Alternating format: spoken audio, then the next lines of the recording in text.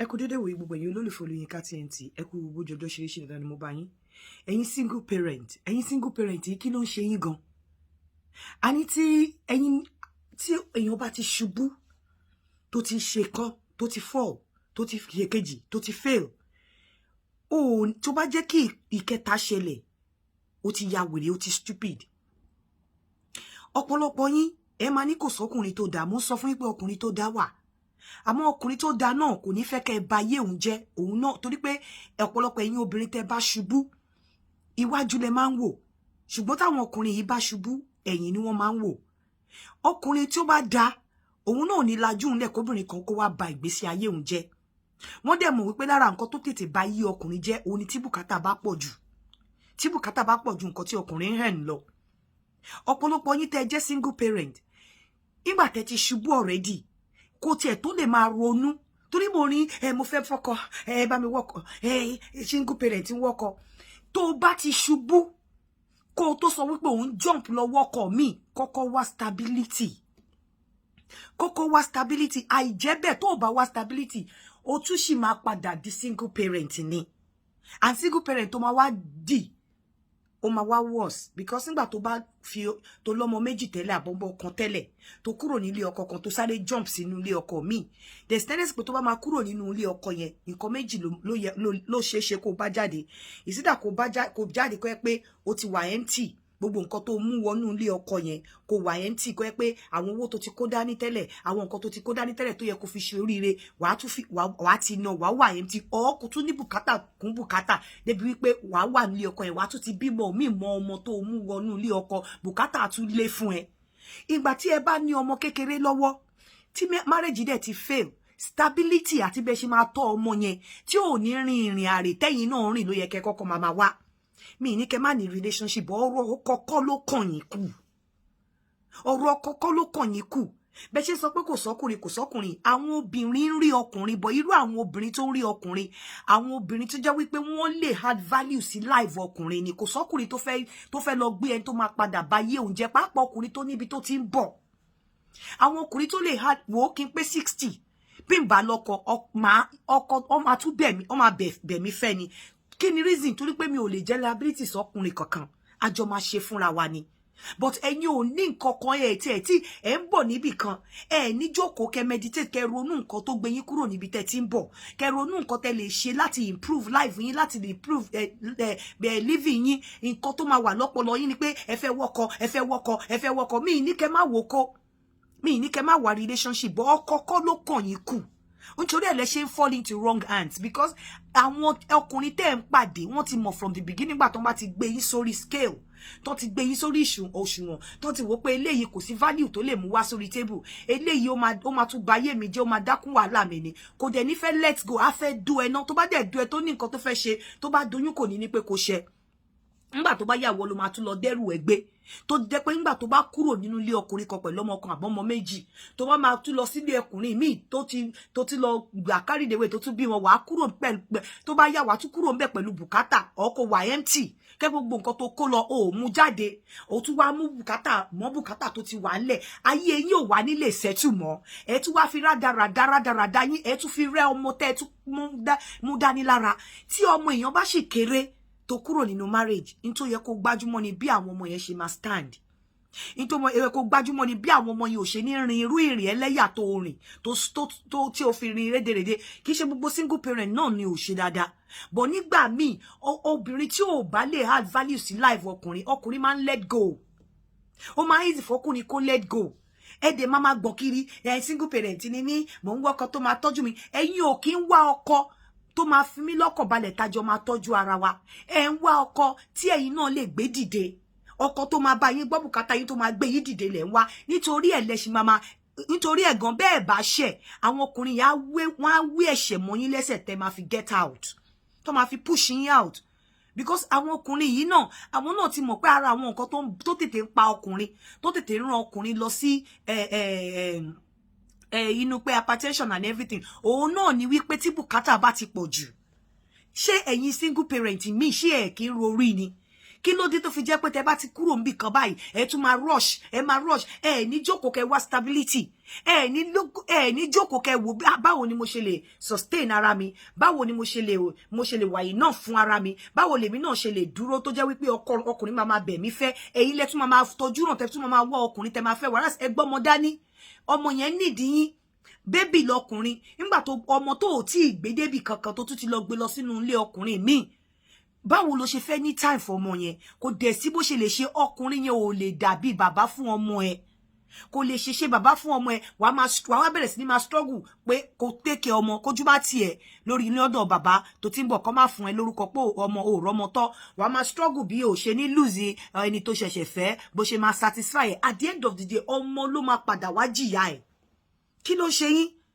Kí ló dé tẹ́ kí ń fúnra yín dúró? Kí ló tẹ́ kí ń ní confidence? Kí ló tẹ́ kí ń dúró fúnra yín? Kí ló tẹ́ kí ń fúnra yín pé kẹ́ sustain ara yín? Kí ló tẹ́ kí ń wo pé kẹ́tẹ̀ wà enough fúnra yín? Kẹ́yìn náà kẹ́tẹ̀ jókòó káwọn single parent lọ́kùnrin káwọn náà máa sọ pé àwọn ń wá yàwó kọ́ máa wá yín kọ́ máa bẹ̀bẹ̀ fẹ́ yín. Ọkùnrin wà ṣùgbọ́n àwọn ọkùnrin tí wọ́n bá ṣubú wọ́n máa ń wo ẹ̀yìn wò. Tí ẹ̀yin single parent bá ti ṣubú iwájú lẹ́yìn máa ń wò, kí ń ro ibi tẹ́ tí ń bọ̀, kí ń wo àwọn nǹkan tẹ́ kí ń jókòó kẹ́ analyze, kí ń jókòó kẹ́ gbé gègélé pé níbo ni mo ti ṣubú, níbo ni mo ti ṣìṣe, ní kí ló tiẹ̀ lè ṣẹlẹ̀ náà. Ìmí à níwà tó dáa ṣùgbọ́n nígbà tẹ́ bá ní value kọ́kọ́ tẹ́ hard sí ilé ayé ọkùnrin, kò sí bẹ́ẹ̀ ṣe lè níwà tó dáa tó ní value tẹ́ hard sí inú ayé wọn, ó máa bà wà tó dáa tẹ́ ní jẹ́, ó máa bà wà tó dáa tẹ́ ní jẹ́. Single parent tó sì láwọn ọmọdé lọ́wọ́, stable relationship ni kó wá àbí friendship, so that wàá lè farabalẹ̀ ìwọ̀nba tó bá ní, wàá lè máa manage pẹ̀lú ọmọ ẹ̀. Ìjọ́ tí boyfriend bá fún ẹ fine, ìjọ́ tí ò bá fún ẹ fine, kò ṣe wípé kó lọ sí ilé ọkùnrin kan pẹ̀lú wọ̀nba tó ní lọ́wọ́ tó yẹ kó máa manage pẹ̀lú ọmọ tó gbé kúrò nínú ilé ọkùnrin míì, kó lọ síbẹ̀ kó empty ẹ, kó tún wá hard bùkátà lé bùkátà ẹ̀ báyìí pé ó tún fún ẹ lóyún, ó tún bímọ míì. Ànígbà mi tó bá fún yín lóyún, wọ́n á fún yín ní ṣàkábàǹjẹ ìfẹ́ láàárín oṣù kan àbí oṣù mẹ́ta àbí ọdún kan, wọ́n bá yín gbọ́ bùkátà ọmọ. After ọdún kan ó tán, ẹ tún ti padà di single parent plus additional bùkátà, additional responsibility. Torí pé kò sí obìnrin tó ọkùnrin bá rí pé eléyìí o tí bá mú gbá àfàwọlé, tí bá mú ìyá bọ́ á fi ọmọ rí odó, á fi ọmọ rí de, tí kò ní fẹ́ hold on to you, but wọ́n máa ń fẹ́ let go of you because ní value kọ̀kọ̀, ọ̀pọ̀lọpọ̀ yóò ní value kọ̀kọ̀ tẹ́ ẹ hard sí life wọn. Wọ́n dẹ̀ ti mọ̀, wọn kò sí ọkùnrin tó máa fẹ́ kí tó máa ti struggle, tó máa jẹ́ pé ó ń struggle láti gòkè, ká wá fẹ́ lọ fẹ́ obìnrin tí òun ò tiẹ̀ tí ì gbé ẹrù ẹ̀ dé àárín débi tó máa gbé dókè, ká wá lọ fẹ́ obìnrin tó yẹ pé gbogbo àwọn Nollywood tẹ́ ń rí, àwọn náà ti níṣẹ́ lọ́wọ́, wọn ti ní nǹkan tó dúró lé lórí kọkùnrin tó lọ mú wọn. Gbogbo àwọn obìnrin míì tẹ́rí tí wọ́n ní ìyàwó tán lọ́mọ méjì tọkọ ṣẹ̀ṣẹ̀ ìyàwó fún wọn, ẹ lọ wo background wọn, ṣáwọn go wọn ò ní value tó fẹ́ hà sí láì. Ẹ jẹ́ kójú máa tì yín, ẹ máa sunrun kàkà tí ẹ máa sunrun mẹ́ta kẹ máa ro orí yín wò, ẹ fúnra yín ní stability, financial stability ó wà important, ẹ fúnra yín lè sustain ara yín, ẹ fúnra yín wà yín náà fúnra yín, kẹ ẹ look after ọmọ yín. Ẹ má jẹ́ kí ọmọ tẹ́ ẹ gbé jáde from one marriage kó jìyà nínú ilé mi tẹ́ ẹ lọ, kẹ́ tún ní additional responsibility, kó tún rìn yín ní wòwò, kẹ́ tún padà jáde. Tẹ́ ẹ bá kí n ronú bẹ́ẹ̀, kẹ́ máa fẹ́ mẹ́wàá, ẹ máa padà máa dilé moṣú, ẹ dẹ̀ máa bímọ káàkiri ni. Kẹ́ máa fẹ́ mẹ́wàá, ẹ máa bímọ káàkiri ni, ẹ dẹ̀ máa padà sẹ́sẹ̀ àárọ̀ ni, because ẹ develop ara yín mentally, ẹ develop ara yín, kẹ́ mọ̀ nǹkan tẹ́ ẹ lọ get into. Financially ẹ develop ara yín, kẹ́ mọ̀ nǹkan tẹ́ ẹ lọ get into. Ẹ ní skill kankan, kẹ́ mọ̀ nǹkan tẹ́ ẹ lọ get into. Gbogbo nǹkan tó wà lọ́kàn yín ni pé mò ń wá ọkùnrin tó máa tọ́jú mi, tó máa fi mí lọ́kàn balẹ̀. Adé orí wo lo fẹ́ ní? Bó bá ládé lórí gan tó bá lè maintain adé tó ní lórí, á di jagajaga, á di àkísà. Tó bá ní aṣọ Ọlọ́run tó yẹ pé aṣọ kan yẹn ló ń wọ̀ tó ń fọ̀, á tètè ṣá.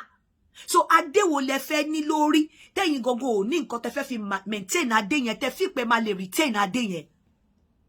Ẹ ládé tẹ́ ń pè lọ́kọ, ẹ ní nǹkan kan tẹ́ fẹ́ fi maintain ẹ̀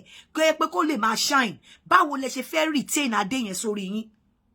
tẹ́ bá ní kẹrì ẹni tó dẹ̀ jẹ́ adé yẹn tí ò fẹ́ ìyà á tètè push yín out torí pé tí ò bá push yín out adé orí ẹ̀ máa di jágajàga á di àkísà á wá lọ wẹ́ ẹni tó mọ̀ pé ó lè máa bá òun ṣáìn adé orí as much as tóun náà bá ń ṣe òun náà máa ní òróró díẹ̀díẹ̀ tó fi ń pa adé òun. Ẹ̀yin single parent ẹ lọ yára yín ní brain ẹ lọ yára yín ní brain ẹ kọ́kọ́ lọ wá stability tẹ́ bá ti fail nínú marriage yín ẹ lọ wá stability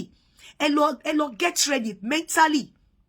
psychologically ẹ lọ get ready financially kẹ́ tó sọ wípé ẹ ń wá ẹlòmíì ẹ jẹ́ kí ọkùnrin rí yín kó rí value lára yín kó ní reason láti lè fẹ́ yín bó ọ̀pọ̀lọpọ̀ yín tẹ́ bá ti fail báyìí kí n fún ọkùnrin ní chance láti rí reason láti lè fẹ́ yín tó bá ti wá gbé yín báyìí wọn ò ní fẹ́ já yín lẹ̀ wọ́n á fi ọmọ kan jù yín lórí wọ́n á bá yín tọ́jú ọmọ kan láàrin ọdún kan lẹ́yìn ọdún kan báyìí next ẹ ti wá di oní additional responsibility